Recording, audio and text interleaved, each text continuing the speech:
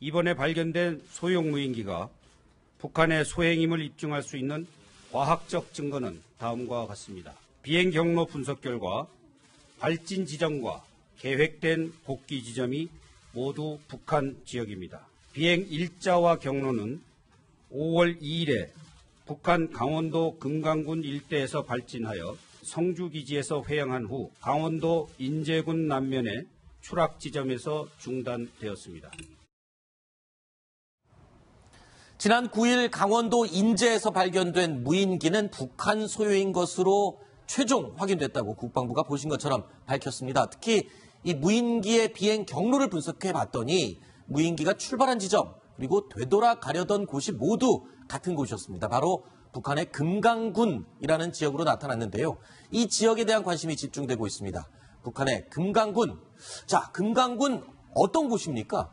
네, 강원도 인제군에서 봤을 때 북한 지역으로 처음 나타나는 금강산이 소재한 지역입니다. 그렇군요. 금강산 일대에 위치한 지역. 그런데 이 지역이 지난 5월 달에 위성 지도로 이 새로운 내용이 확인됐었어요. 북한군이 거기에 새로운 군사시설을 짓고 있다. 이런 내용이 위성 지도에 포착이 됐었죠. 네, 그 금강군에 북한이 지금 사진에 나옵니다. 네. 몇 가지 그 시설들이 있는데 저기에 바로 이번에 그 추락한 무인기 기지가 만들어진 것으로 우리가 추정하고 있습니다. 그렇군요. 바로 저곳에서 그러니까 원래 저 군사시설이 있지 않았었는데 최근에 새로 지어진 군사시설이고 저 군사시설을 기점으로 해서 무인기들이 저기서 지금 출발하고 도착하고 저기서 왔다 갔다 그렇게 하는 거군요. 자, 그런데 이 무인기 북한의 소행으로 명확히 밝혀졌으니까 자, 이거는 명백한 도발 행위로 봐야 되지 않습니까? 우리가 어떤 조치, 국제적인 조치를 취할 수도 있는 부분이 있지 않나요? 예, 그렇습니다. 정전협정 위반으로 볼 수가 있습니다. 정전협정을 보면 상호 상공에 대해서는 침범하지 않는 것으로 이렇게 되어 있는데요. 명백하게 우리 상공을 침범한 것이고요. 이런 부분에 대해서 우리 정부에서 대응 전략, 무인기에 대한 대응 전략, 그러니까 레이더로 탐지해서 격추시키는 이런 대응 전략을 시급히 마련해야 될 것 같고요. 문재인 대통령도 한미연합사를 방문한 자리에서 북한 무인기에 대해서 철저하게 대응해야 된다. 이렇게 말한 적이 있습니다. 네. 자, 그런데 지금 이번에 국방부에서 밝힌 이 북한의 무인기 비행 시간이요. 무려 5시간 30분 동안 날아간 것으로 확인이 됐습니다. 그런데 이게요. 이 날아간 시간 과거보다 굉장히 연장됐고요. 겁이 나는 부분이 이 무인기에 무기를 탑재할 수 있느냐 아니냐 이 부분이 지금 가장 걱정되는 우려되는 부분이거든요. 그래서 이 무인기 관련 브리핑에 대해서 이런 대답이 나왔습니다. 어떤 내용인지 들어보시죠.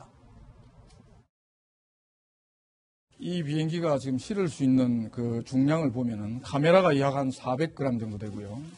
다음에 연료가 전부 7리터니까 약 한 5.6kg 정도 됩니다. 그래서 돌아가는 걸 포기하고 연료를 절반만 싣고 남쪽으로 최대한 멀리 보낸 다음에 실을 수 있는 게 카메라 떼고 하면은 적어도 비행기를 갖다가 한 300km 정도 날릴 수 있는 걸로 본다면은 약 한 3km 내외, 3점 몇 km 정도를 실을 수 있기 때문에 그 정도를 실어서 어딘가를 보낼 수 있다.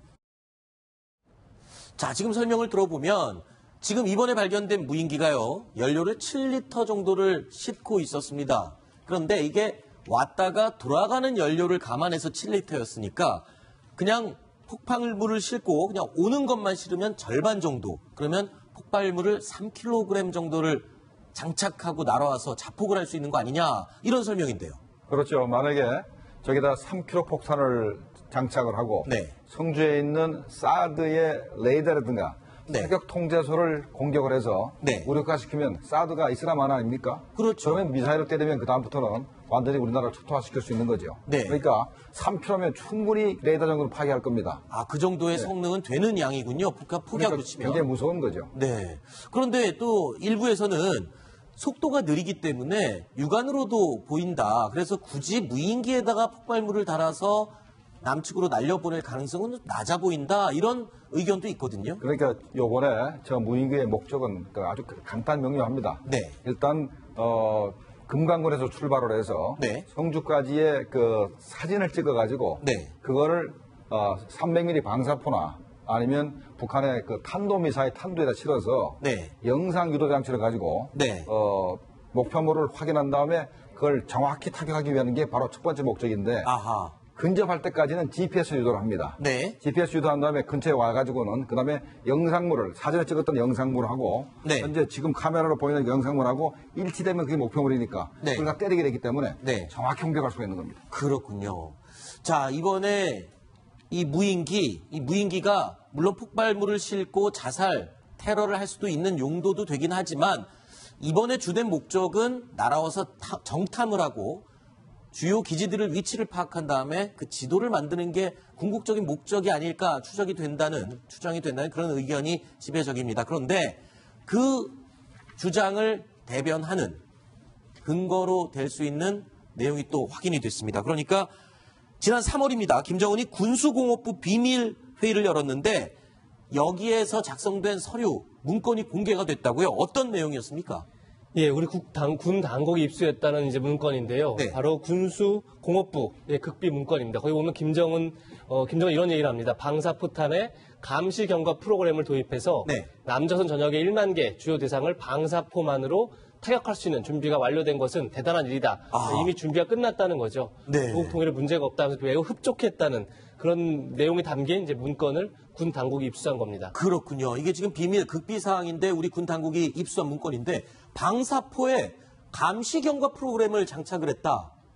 교수님, 이 감시 경과 프로그램이 뭡니까? 우리말로는 이제 영상 유도 장치. 영상 유도 장치요. 장치를 도입했다, 장착했다 이런 얘기입니다. 그러면 그걸 장착하면 방사포탄이 어떤 능력을 갖게 되는 겁니까? 그러니까 아까도 말씀드렸지만 영상을 찍어서 목표물로 영상을 찍은 다음에 그다음에 그 무인기가 가면서 다시 그 카메라로 그 똑같은 영상이 나타나지 않습니까? 그럼 스스로 목표물을 확인을 하고 그걸 때리게 되죠.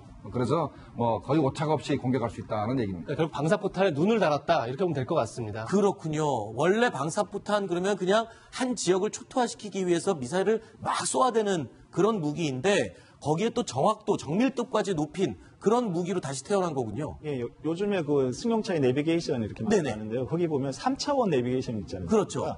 그러니까 3차원으로 입체적으로 이렇게 그 지형을 갖다가 이렇게 영상으로 찍어서 그것을 포탄에다 장착시키는 경우에는 그 정확도라든지 명중률이라든지 이런 것이 굉장히 높아지는 효과가 있습니다. 제가 그래서 지금 현재 300mm 방사포에다가 그 GPS 유도를 하는 것은 우리가 작년에 확인을 했습니다. 근데 이번에 영상 유도 장치가 그 장착된다는 것은 이번에 확인이 된 겁니다. 300mm 방사포에다가 영상 유도 장치를 넣어서 확실하게 이렇게 공격하겠다. 그리고 그 일환으로 바로 무인기가 내려와서 성주까지 내려와서 이제 사드를 찍어갔다라는 것이 이렇게 전부 다 이렇게 앞뒤가 맞는 그런 동향이라고 하겠습니다. 그렇군요. 자, 300mm 방사포. 자, 북한은 지금 우리 남한을 공격할 수 있는 여러 가지 방사포 그리고 자주포가 휴전선 인근에 지금 배치가 되어 있는데요. 자, 여기서 여러 가지 종류 가운데 지금 이 300mm 방사포 8발을 동시에 발사할 수 있는 이 300mm 방사포에 아까 이재명 차장이 말한 것처럼 눈을 단 것과 다름이 없다. 그러면 이 거리가 지금 최대 사거리가 200km로 나오는데 자 이렇게 되면은 지금 계룡대까지도 지금 그리고 미군 평택 미군 기지도 다 포함이 되는 거 아닙니까 사정거리에? 그렇죠. 그러다가 또 301 방사포는 이게 탄도미사일이 아니기 때문에 우리가 페이트리엇 미사일이라든가 사드로 요격이 불가능합니다. 이게 일단은 발사가 된 다음에 30km 정도 고도를 유지하고 나서 마지막에 가서 영상 GPS로 위치를 확인한 다음에 영상 유도 장치로 갑자기 하늘에서 바로 내리꽂히 떨어지기 때문에 막을 방법이 거의 없습니다. 그런데 또 하나 제가 지적하고 싶은 거는 왜 사드가 성주까지 내려갔느냐 사람들이 굉장히 의심을 많이 할 겁니다. 저는 개인적으로 어떻게 판단을 하면 북한의 300mm 방사포의 사거리 밖으로 나가기 위해서 난 사드를 갖다 생각을 하는데요. 그 사드는 현재 300mm 방사포는 현재 막을 방법이 없기 때문에 그 비싼 무기를 북한의 300mm 방사포 포탄 하나는 우리가 만들면 몇천만 원 수일 거고 북한에 만들면 몇백만 원 수일 겁니다. 몇백만 원짜리 그 포탄 하나 가지고 1조 원짜리 미사일을 날려버릴 수 있으니까 저는 이제 왜 성주를 택했는다는 이유가 바로 거기에 있지 않나 이렇게 생각을 합니다. 이런 이유 때문에 사드 논란 초기에 이 사드의 위치를 이렇게까지 정확하게 얘기를 할 필요가 있는가 뭐 그런 얘기가 있었습니다. 그렇군요. 자, 그런데 지금 굉장히 우려스러운 얘기가요. 그러니까 300mm 방사포는 사실상 막을 방법이 없다라고 지금 공식화되어 있는 것 같은데, 근데 얘기를 들어보면요, 아예 없는 건 아니라고 하거든요. 어떤 방법이 있습니까? 제가 항상 얘기를 하는 게 북한의 미사일을 막으려면 하층 방어, 중층 방어, 상층 방어가 그렇죠. 필요한데 하층 방어 중에서도 아이언돔이라고 이스라엘이 가지고 있는 시스템이 있습니다. 네. 이스라엘이 주로 상대하는 적들은 하마스나 헤즈볼라나 이런 테러 단체인데 네. 저 사람들이 상당히 많은 이 방사포 폭탄을 쏴내거든요. 네. 그게 지금 이스라엘에서 실제로 아이언돔이라고 해서 이제 미사일 방어 시스템으로 날아오는 로켓포를 격추시키는 이 야간 장면을 민간인이 찍은 화면입니다. 그러니까 하늘 위로 수십 발의 미사일들이 발사되면서 떨어지는 포탄을 막아내는 실제 장면이군요. 그러니까 이 테러 단체가 네. 한꺼번에 4,000발이라는 엄청나게 많은 이 방사포탄을 쐈는데 네. 이스라엘군에서 아이언돔을 해서 90% 명중률로 저걸 막아냈다고 그럽니다. 4,000발의 로켓포를 이스라엘의 아이언돔으로 다 90%를 막아냈다. 어마어마한 그러면 방어력이. 10%못 막은 건 뭐냐? 네. 그건 논밭에 떨어질 건 막을 필요가 없는 겁니다. 그래서 그건 못 막았다. 그러니까 거의 다 막았다고 보면 되겠습니다. 그렇군요. 그러면 우리나라도 저 아이언돔을 좀 도입했으면 좋지 않을까요?